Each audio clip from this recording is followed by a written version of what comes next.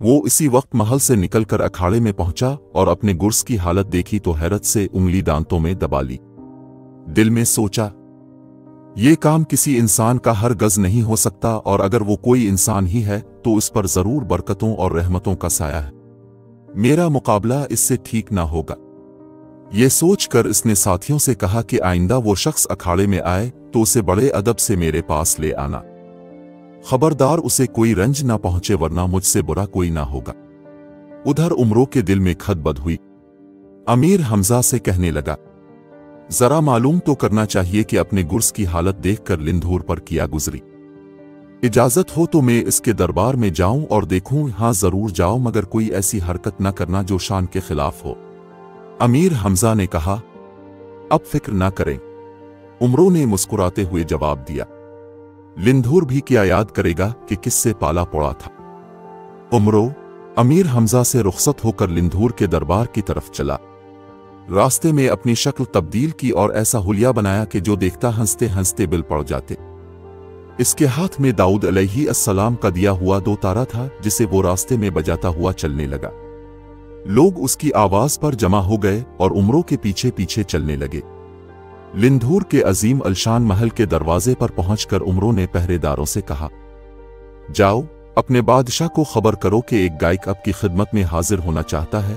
पहरेदारों ने लिंधूर को इत्तला दी कि एक अजीब हुलिया का शख्स महल के दरवाजे पर आया, कहता है कि मैं गायक हूं और बादशाह की खिदमत में हाजिर होना चाहता हूं। लिंधूर ने कहा कि उसे फौरन हाजिर किया जाए। उमरों जब दरबार में दाखिल हुआ तो उसकी शक्ल देखकर लिंधूर और सब दरबारी बेइख्तियार हंस पड़े। इधर उमरों ने लिंधूर को देखा तो दहशत से रूंटे खड़े हो गए। देखता है कि एक देव जैसा शख्स जड़ाव तख्त पर शेर की तरह बैठा है। चेहरे का रंग तवे की मानिंद सिया, बड़ी बड़ी सुर्ख आंखें और लंबे लंबे सफेद दांत। कद कोई 7 फुट होगा और गर्दन गैंडे की तरह थी। लिंधूर ने हाथ के इशारे से उमरों को आगे बुलाया और पूछा, तुम कहां से आए हो और तुम्हारा नाम क्या है? जहां पना, मैं मदियन से आया हूं और शहंशाह नौशेरवां के दामाद अमीर हमजा का नौकर हूं।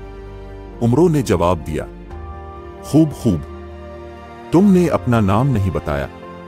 लिंधूर ने कहा, हुजूर, इस गुलाम को खुर्दबुर्द कहते हैं। खुर्दबुर्द? भला ये क्या नाम हुआ? लिंधूर ने हैरत से पूछा। जहां पना, क्या अर्ज करूं? शर्म आती है बताते हुए। दरअसल मुझे बचपन ही से चोरी और उचक्केपन की मनहूस लत पड़ी हुई है। जिसकी जो चीज देखी गायब कर दी।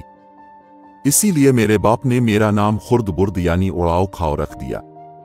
लिंधूर ने कहकहा लगाया और उमरों को यूं महसूस हुआ जैसे आसमान पर बादल गरज रहे हों। भाई तुम आदमी बहुत मजे के हो। अच्छा कुछ गाना वाना तो सुनाओ। उमरों ने झककर लिंधूर कर सलाम किया और आगे बढ़कर उसके साथ तख्त पर जा बैठा। दरबारियों को उसकी ये हरकत बुरी महसूस हुई। एक मामूली आदमी की ये मजाल के बादशाह के साथ बराबरी करे। एक पहरेदार आगे बढ़ा था कि उमरों को वहां से हटाए, लेकिन लिंधूर ने इसे मना कर दिया और कहा, यह हमारा मेहमान है और जहां इसका जी चाहे इसे बैठने दिया जाए। उमरों ने फिर लिंधूर को सलाम किया और कहा कि गाने की इजाजत दी जाए। लिंधूर ने गाने की इजाजत दी तो उमरों ने 2 तारा बजाना शुरू किया। उसके बाद ऐसी सुरीली आवाज में गाया कि लिंधूर और उसके तमाम दरबारी मस्त होकर झूमने लगे। लिंधूर जिस तख्त पर बैठा था उसके चारों कोनों पर जमुर्द के 4 मोर बने हुए थे और हर मोर की चूंच में कबूतर के अंडे के बराबर लाल दबा हुआ था। उमरों ने जब ऐसे बेशकीमत लाल देखे तो उसके मुंह में पानी भर आया। दिल में फैसला किया कि जो ही मौका मिला ये लाल चरा लूंगा।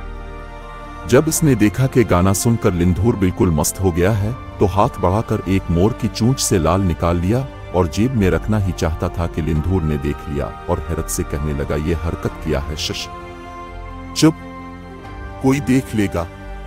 उमरों ने होठों पर उंगली रखकर लिंधूर को खामोश रहने का इशारा किया। उमरों की इस हरकत पर लिंधूर बेइख्तियार हंस पड़ा और बोला, मेरी चीज मेरे ही सामने चुराता है, फिर कहता है कि मैं चुप रहूं। जा, ये 4 लाल हमने तुझे बख्शे। ये सुनकर उमरों ने फौरन बाकी 3 लाल भी मोरों की चूंच से निकाले और जेब में रख लिए। तूने आज हमारा जी खुश कर दिया, बोल तुझे और किया अता करें। लिंधूर ने कहा, जहां पना की इनायत से मेरे पास सब कुछ मौजूद है, किसी चीज की हाजत नहीं। हाँ, एक ख्वाहिश यह है कि हुजूर को अपने हाथ से शरबत का एक प्याला पिलाऊं। लिंधूर ने इसी वक्त मुलाजिम को शरबत लाने का हुक्म दिया। थोड़ी देर बाद बिलौर की सुराहियां और शीशे के खूबसूरत प्याले आ गए। उमरों ने चुपके से इन सुराहियों में बेहोशी की दवा मलाई, फिर सबको प्याले भर भर के देने लगा। इसके बाद गाना शुरू किया। कुछ गाने की तासीर और कुछ दवा का असर। चंद लम्हे बाद ही लिंधूर और सब दरबारी बेहोश हो गए।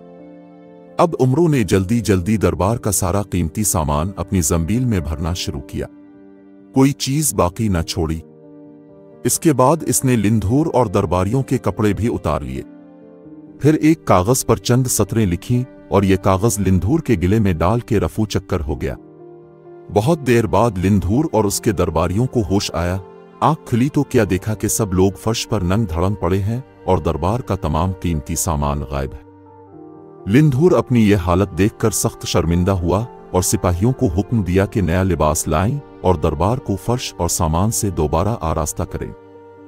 कायक एक एलची ने आकर खबर दी कि नौशेर व बादशाह के दामाद अमीर हमजा ने अपना एक सरदार हुजूर की खिदमत में भेजा है। लिंधूर ने फौरन इस सरदार को तलब किया। ये आदि पहलवान था। उसने झुककर सलाम किया और कहा, जहां पना, मैं अमीर हमजा का एक पैगाम लेकर आया हूं। हमें इस बात का बड़ा अफसोस है कि उमरो अय्यार ने गायक के भेस में यहां आकर शरारत की और दरबार का सारा सामान उठाकर ले गया। मैं आपका सब सामान वापस लाया हूं। उम्मीद है अब उमरो अय्यार का कसूर माफ कर देंगे। लिंधूर ने पहले ही उमरो का नाम सुन रखा था। जब आदि पहलवान ने इसे बताया कि गायक के भेस में उमरो ही था तो वो बड़ा खुश हुआ। कहने लगा, हमारी जानिब से अमीर हमजा को सलाम कहना। ये सब सामान वापस ले जाओ और उमरो ही को दे दो और हमने इसका कसूर माफ किया।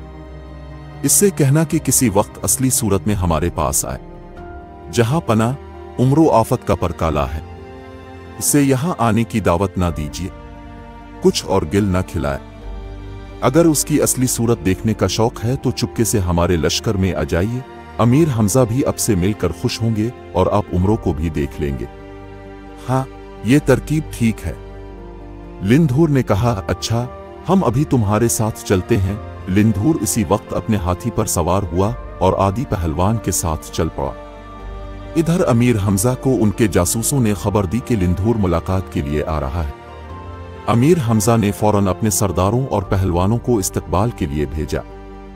वो बड़ी इज्जत और एहतराम से लिंधूर को लेकर आए। अमीर हमजा ने खड़े होकर उसकी तज़ीम की और सोने की कुर्सी पर अपने बराबर बिठाया। इतने में उमरो अय्यार ने आकर सलाम किया।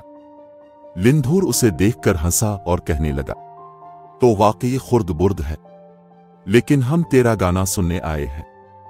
तब अमीर हमजा की इजाजत से उमरो ने गाना सुनाया। लिंधूर ने अपने गिले से हीरों की माला उतारी और उमरो के गिले में डाल दी। इसके बाद अमीर हमजा से बातें शुरू हुईं। कहने लगा, मैं आपकी जानिब दोस्ती का हाथ बढ़ाता हूं। उम्मीद है अब मेरी दोस्ती कबूल करेंगे। मुझे अब से दोस्ती करके खुशी होती, लेकिन सच बात यह है कि मैं अब से जंग करने आया हूं। अमीर हमजा ने जवाब दिया, आखिर मेरा कसूर क्या है? लिंधूर ने कहा, कसूर यह है कि अपने नौशेरवां को खराज अदा करना बंद कर दिया है। लिंधूर ने कहकहा लगाया और कहा, बेशक ये बात सही है। मैं नौशेरवां को खराज क्यों अदा करूं? वो मुझसे ज्यादा ताकतवर नहीं, लेकिन अब हुक्म दें तो खराज अदा कर दिया करूंगा। ये सुनकर अमीर हमजा चंद लम्हे चुप रहे, फिर कहने लगे, मगर मुझे तो बादशाह ने हुक्म दिया है कि तुम्हारा सर काट कर ले जाऊं। लिंधूर ने इसी वक्त म्यान से तलवार निकालकर अमीर हमजा के सामने रखी, अपनी गर्दन झुकाई और कहा, लीजिए, ये तलवार भी हाजिर है और गर्दन भी। अमीर हमजा ये देखकर दंग रह गए। फौरन उठकर लिंधूर को गिले से लगाया और रोने लगे। लिंधूर की आंखें भी तर हो गईं। कहने लगा, ना मालूम क्या बात है, आपको देखते ही मुझे यूं महसूस हुआ जैसे मेरा बिछड़ा हुआ भाई मिल गया है। मैं किसी तरह भी अब से जंग ना करूंगा, बल्कि हुक्म दीजिए तो अपना लश्कर लेकर आपके साथ ईरान चलूं और नौशेरवां को कत्ल करके आपको उसके तख्त पर बटेवा है। नहीं लिंधूर भाई, ऐसा ख्याल भी दिल में ना लाना। नौशेर वहाँ मेरा मोहसिन है और मोहसिनों से गद्दारी करना नमक और मोहे का काम है, फिर अब मेरे पास ही रहिए, मैं हर तरह खिदमत के लिए हाजिर हूं। लिंधूर ने कहा, यह भी मुमकिन नहीं, मुझे मदियन वापस जाना है। अमीर हमजा ने कहा, मजीद जानने के लिए देखिए जहरीला शरबत। लाइक करें, सब्सक्राइब करें और घंटी का आइकन दबाना ना भूलें ताकि हमारा ये ताल्लुक जड़ा रहे और आप लुत्फ अंदोज होते रहें।